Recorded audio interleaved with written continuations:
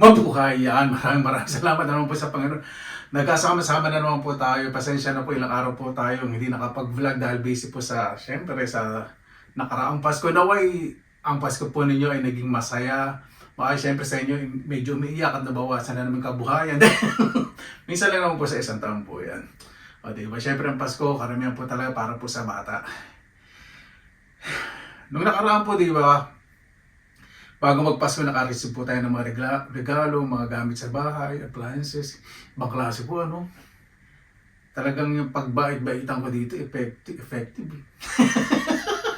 Sa mga naka-receive po ngayon ng mga regalo, ay pahalagahan po natin dahil yan po talaga ay pinaghirapan, pinag-isipan. At doon naman po sa hindi po nakauwi sa mga mahal po nila sa buhay. Nakarapas ka na kay kaligtasan po, ang hiling ko po. Ito po kanina, pinipigilan ko po yung emosyon ko. Gusto ko pag nagdrama ako, harap po kayo. Kanina pinipigilan ko po eh. Ito po kasi isa sa buong buhay ko po. Siyempre, ang pinakamalaking ligaro po para sa tatanong po ninyo ko, yung buhay po na binigyan ng Panginoon, ang akin pong sobrang mapagmahal ng mga magulang. Pamilya po, sila po yung pinakamalaking regalo po habang buhay na binigyan po sa akin ng Panginoon. Ito po kanina, medyo gumigilid-gilid na yung luha ko. Gusto ko pag umiyak ako, kasama din, hindi ko susuluhin, siyempre. Ibablog para naman kumita rin ako. Ito po mananayan natin. May narasin po ako, sapatos, kaya lang,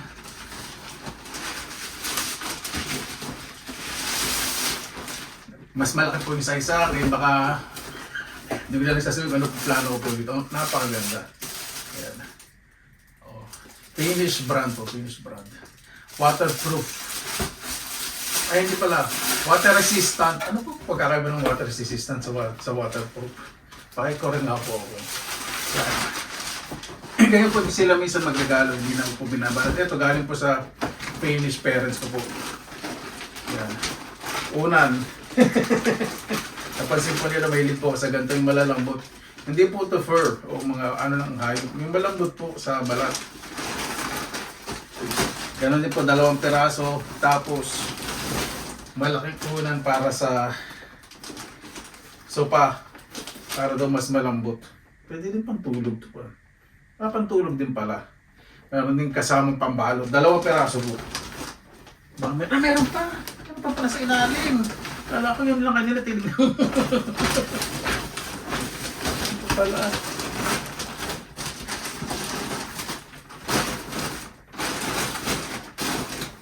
Ito, candy. Ito. Candy, parang gummy. Masarap po ito. Ano naman to? Table linen. Sa gitna. Pampasko. Sa next year. Diba? Pag ito. Tapos, ito naman isa, pinakahuli. Tingnan natin ito dito. Tatakpan muna natin yung sumobra sa regalong pagkain. Panaylamon ko kasi ng hams. Sandali, hindi ko pa pakikita yung text. Sandali. Yan. Andito po. Marami pong papel. Explain ko po sa inyo kung bakit marami sa loob. Bago po natin umpisahan to at magdrama, syempre. Gusto po muna sabihin po sa inyo na sa bawat natatanggap po natin, magpasalamat po tayo. Lalo na mga magulang po natin kung hindi kaya, kung yung regalo hindi po gusto natin binigay sa atin, tapos magre-reklamo tayo, huwag pong ganun. Kasi yun po yung nakayanan po ng mga taong nagbigay po sa atin. Alam po ninyo, nung maliit po kami, hindi po kami madalas makareceive o makatanggap po ng regalo kahit po Pasko. Namamasko po kami sa mga mag-anak lang po namin, sa lumang bahay po namin, sa lumang lugar. Bidyan po kami nung parang po nun, 5 G's, 20 ko 50 o piso. Masaya na po kami. Sobrang saya na po kami. Tapos bihira na po talaga nabibigay ng regalo. Tapos pagkatapos ng Pasko, mag-usap po kami magkakaibigan, magkakamag-anak. Maganda isa, wow, may regalo ka pa, mga ganun. Yung nainggit kami pag may regalo pang kending baston, saka yung malalaking kending bilog. Di ba? Hingit po kami na may mga kaya. Tapos sabi ng nanay ko, huwag kayong maghahanap. Basta ko rin nandiyan, pasalamat ko kasi may mga tao pa rin na nagbibigay sa inyo. Yun ang pinakamahalaga. Ito po regalo po nito, siguradong na napakalaki pa para sa akin. Sobrang laki po. Nakatanggap po ako ng ano.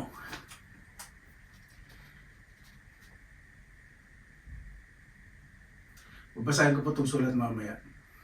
Basahin ko na nga, mali pa. Pag kung masasabihin yung regalo, syempre. Basahin ko muna yung sulat. Iano ko na lang po sa Tagalog. Kasi in Finnish po. Itatranslate. Napagandaan ko po na yung translation, syempre, bago ako mag-vlog, di ba? Hello, Benson, maraming salamat.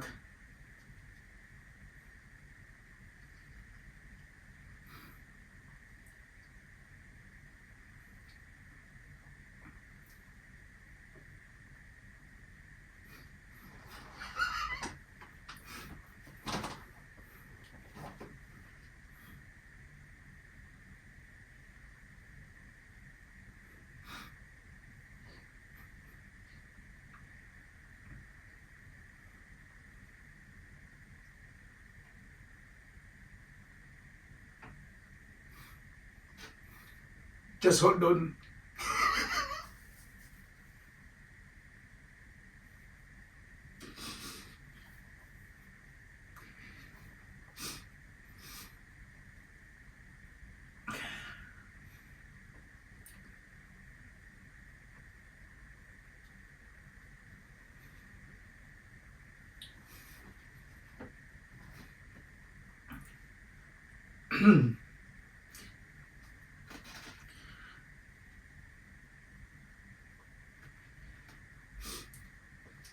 Galing po to sa isang tao na sobrang nagmamalasakit po sa akin.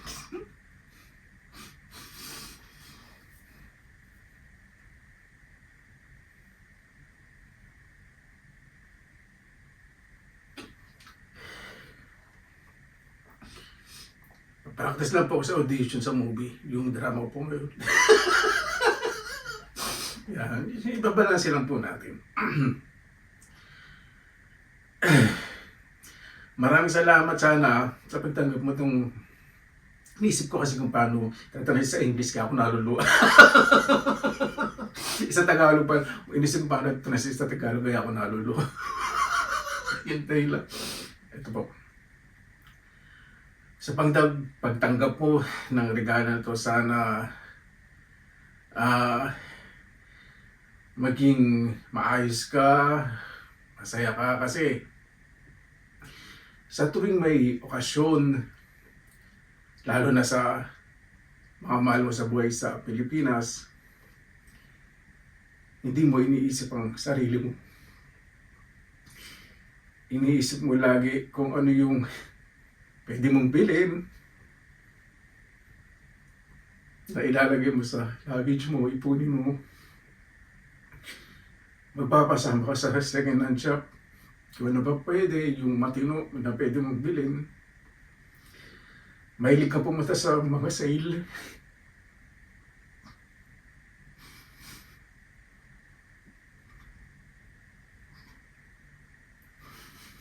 Kasi para sa'yo, hindi mahalaga yung presyo. Mahalaga sa'yo, naalala mo yung taong pagbibigyan mo.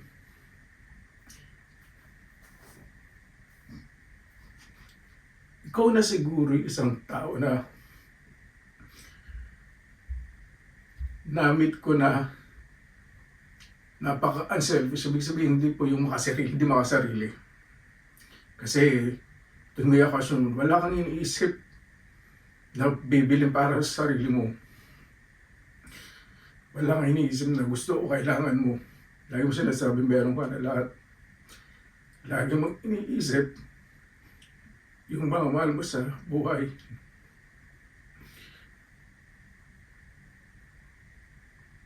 Ang hirap i-translate.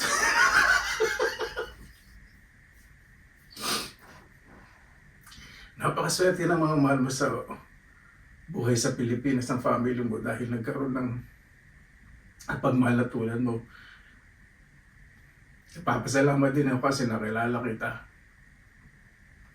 Mahal ka namin at alam namin hindi ka humihiling ng kahit ano sa amin. Pupunta kami dyan, laging may pagkain. Maraming salamat kasi hindi naman normal dito sa Finland, laging may ganyan. Mag-aalala kung kumain ka na, tatanong kumain ka na.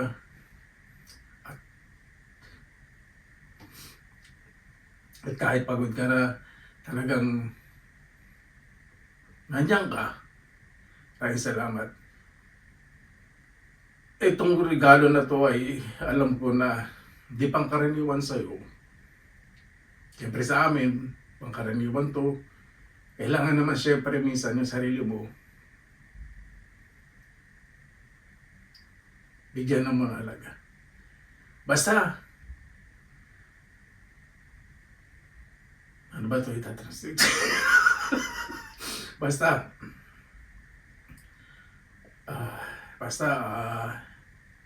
ganyan ka lang. Basta ganyan ka lang. Parang siyang tayo magbago dito kasi sila gan. Basta ganyan ka lang at regards din sa family mo sa Pilipinas at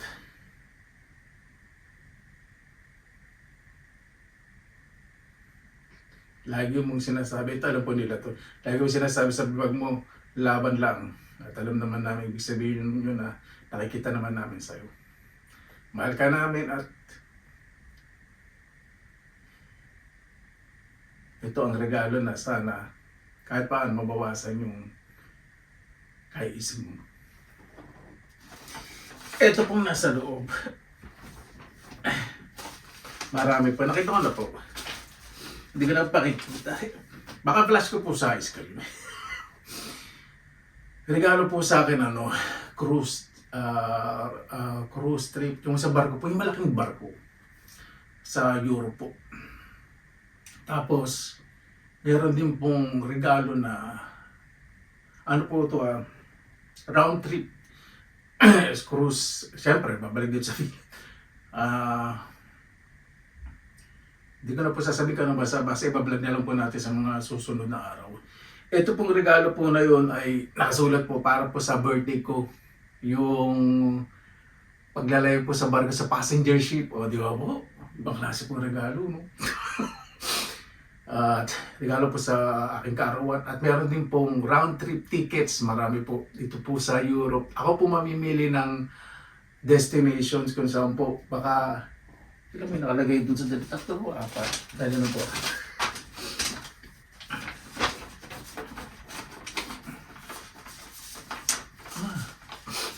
Tatlo pala.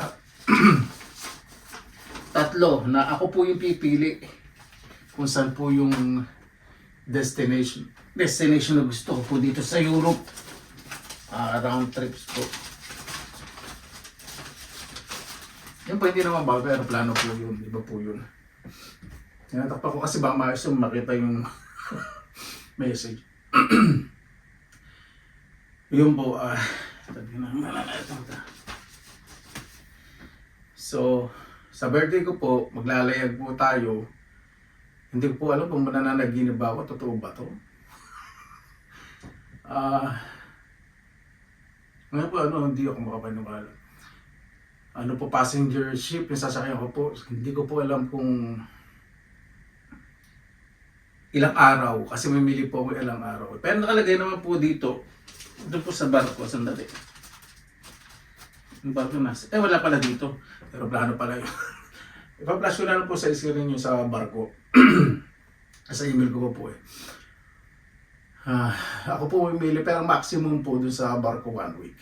Pero hindi ko pa alam kung pwede po yung 1 week. Basta sa birthday ko po. Ibablog ko po yung sa birthday ko. Kasi syempre nawawala ko sa sarili ko. Tapos, yung 3 round trip tickets po dito sa Europe, makikita po natin next year. Diba? Pipili po ako, free po doon accommodation. Syempre pag hindi po. Accommodation sa round trip tickets. Diba? 3 po. Ako pipili ng dates. Naisip ko napakamahal ng mga ganun. Naisip ko po yung presyo.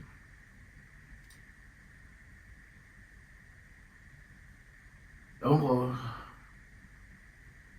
Yung mga ganito pong mga regalo na napapanood nyo lang sa TV, di ba? Nung maliit po kami, nangangarap lang ako na sana sa Pasko meron akong bagong sapatos. Sana sa Pasko may bago kaming damit. Pero pag nakaraang po yung mga okasyon,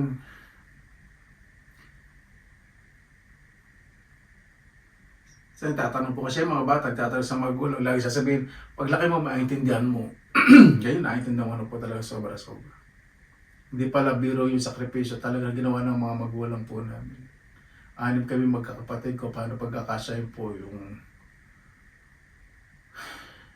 baon namin sa araw-araw. Yung pagising ng maaga ng nanay ko, pagluluto, araw-araw, mula maliit kami hanggang mag-college, hindi po siya nagsasawa at hindi nagreklamo na ayoko na. Naglalaban ng damit namin, pagpaplansyahin, magluluto. Tapos, kahit may trabaho na kami, ganun pa rin ginagawa namin. At kung ngayon po, kung hindi pa po kung nakakilos pa po na, kasi ngayon hindi na po siya nakakilos po, hanggang nakakilos po siya, naglalaba po siya, parang naging parte ng buhay na po, kasi parang hindi niya daw po gina parang magkakasakit siya. Kaya iniisip ko itong mga regalo po na to. Siyempre, unang-una, papasalamat po ako sa nagbigay po nito sa akin.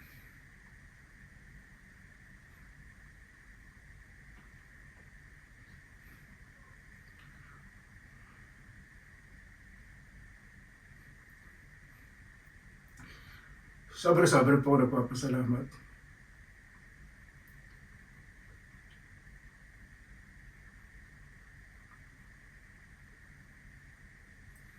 Sa Panginoon, sobra-sobra po ako nagpapasalamat.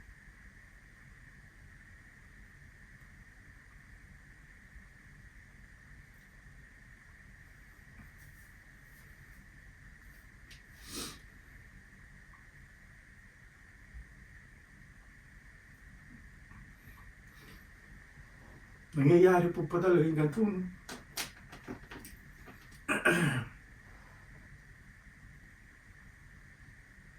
Inisip ko, sa next year, maglalayag po ako. Tapos, may libreng pasyal sa Europe. 3 bansa na pupuntan saan kaya gusto. Sobrang po nagpapasalamat, totoo ba to? Pero kanina, binuksan ko po yung email ko tapos ito ko. Alam niyo po, bilang Pilipino, malayo sa pamilya, pumasok po agad sa isip ko.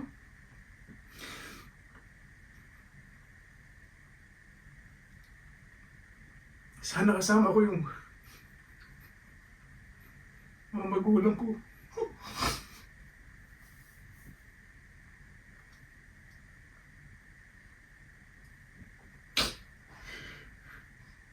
Sana kasama ko yung mga kapatid. Sana.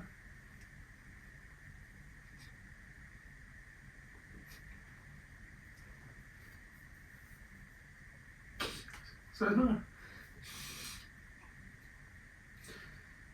Nakakilos pa ng mga sinanay sa si Papa. Sana tuwing uuwi ako,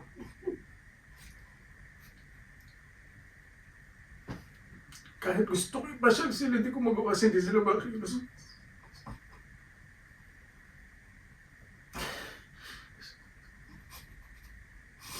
Sana kasama ko sila sa...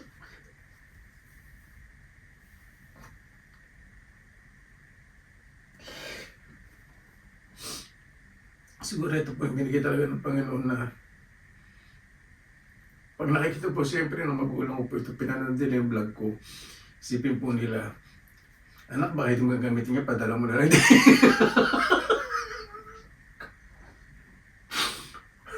Pinabalasi ko lang. Inisip po nila na masaya sila siyempre para po sa akin. Hindi po kalabisan po siyempre yung tulong na naibibigay sa magulang ko, pero yung pagmamahal ko po sa kanila, labis-labis. Kulang pa po. Hindi ko po kaya tiisin ng mga magulang.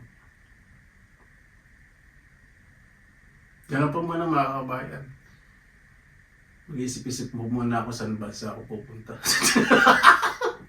3 bansa. Iba po na kayo mamimili ng date. Tapos isang bansa. Dito po sa Europe, exclusive for Europe lang po kasi within EU, European Union po, yung validity po ng mga tickets. Next year po.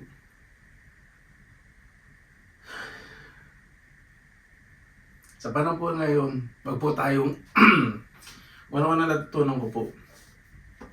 Masakit po talaga minsan sa dibdib na minsan mawalan po ng kaibigan na kahit na gaano katagal ninyong nakasama, sakit po talaga. Kasi pinagsamahan hindi po talaga basta mawawala. Pero yung tiwala mawawala. Nangyayari po talaga yun na wala ng tiwala, nawawala na yung sigla ng samahan. Pero pamilya pa rin po talagang kininsay sa huling-huli. Kaya kahit nasaan po kayo, huwag po kayong maging abusado, huwag po kayong maging mapagmataas. Makisama po kayo. Yun po. Yun po muna. Sa ngayon po kasi napakaraming pumasok po sa isip ko dahil sa mga nangyari po itong darating pa, napakarami pong biyaya na para po sa akin na mayroon pa pong mas mga taong mas deserving kaya sa po sa akin. Yung mga nakakatanggap po na to. Mas deserve po ng mga taong na talagang sobrang nagsusumikap na parang pakiramdam nila na wala nang pagbabago sa buhay nila. Mas deserve po nila yung mga gantong biyaya kayo sa akin. Kaya hinihiling ko po sa Panginoon na bigyan po sila ng biyaya na maranasan din po nila na yung ginagawa nilang paghihirap ay mayroon pong laging katumbas na kaginhawaan po. Ayoko pong question na siyempre ang plano ng Panginoon. Basta isuko po natin lang sa Panginoon. Paano po? Maligayang Pasko at maligong bagong taon po sa inyo lahat. Maraming salamat po. Salubungin po natin ang bagong taon na may pagmamahal, pagpapakumbaba. Alisin na po natin ang galit sa ating mga puso. Kung meron tayong mga kaibigan, mga kapatid, mga magulang, mga mahal sa buhay na nasabihan ng ating mga hinaing o hindi magandang salita na ating binatawan, manahimik na lang po tayo kasi ang mga bagay naman po minsan nadadala po ng galit, nakapagsalita po tayo hindi maganda. Kung hindi po natin madiretso ng magsabi po ng sorry o patawarin mo ako sa ating mga taong nasaktan, humingi tayo ng tawad sa Panginoon at manahimik po tayo. Paano po? Maraming salamat po sa inyong oras na ilan sa pinilakalakbay. Basta lagi po tayong positive vibes, good vibes. God bless, ingat po lagi, magandang araw. Laban na!